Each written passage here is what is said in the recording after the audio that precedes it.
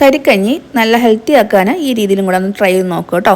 ഒരു സ്പൂണ് നെയ്ക്കകത്ത് നമ്മൾ അണ്ടിപ്പരിപ്പും കിസ്മിസും ഒന്ന് വറുത്ത് മാറ്റിയെടുക്കാം. പിന്നെ അതിലേക്ക് തന്നെ ഒരു ചെറിയൊരു ക്യാരറ്റ് ചെറുതായിട്ട് നുറുക്കിയതും കൂടെ ചേർത്ത് നന്നായിട്ടൊന്ന് വഴറ്റിയെടുക്കാം. ഈ ക്യാരറ്റിനൊപ്പം തന്നെ നമ്മൾ എടുത്ത് വെച്ചിരിക്കുന്ന 1/4 കപ്പ് റവയും കൂടെ ചേർത്ത് കൊടുക്കാം. റവ നല്ല ചുവന്ന് വരുന്നിടം വരെ ഒന്ന് വറുത്തെടുക്കാം.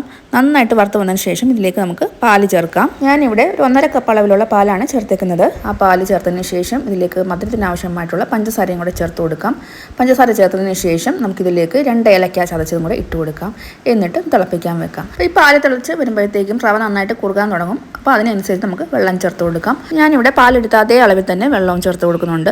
അപ്പോൾ അത് വെള്ളം കൂടി ചേർത്ത് കൊടുത്ത് ഒന്ന് തിളച്ച് വരുമ്പോഴത്തേക്കും നമുക്ക് ഫ്ലെയിം ഓഫ് ചെയ്യാം. എന്നിട്ട് നമുക്ക് ആ വറുത്ത് വെച്ച് അണ്ടിപ്പരിപ്പും കിസ്മിസും കൂടെ ചേർത്ത് കൊടുക്കാം. അപ്പോൾ അത് നന്നായിട്ടൊന്ന് തണുക്കാൻ വെക്കാം. തണുത്തതിന് ശേഷം നമുക്കിതിലേക്ക് ഫ്രൂട്ട്സോ ഡ്രൈ ഫ്രൂട്ട്സോ എന്ത് വേണമെങ്കിലും ആഡ് ചെയ്യാം. നമുക്ക് ഇഷ്ടമുള്ളത് ആഡ് ചെയ്യാം കേട്ടോ. ഞാൻ ചേർത്ത് കൊടുത്തത് ഈന്തപ്പഴവും പഴവുമാണ്. അപ്പം എല്ലാവരും ഈ ഹെൽത്തി ഡിഷ് ഒന്ന് ട്രൈ ചെയ്ത് നോക്കാം കേട്ടോ.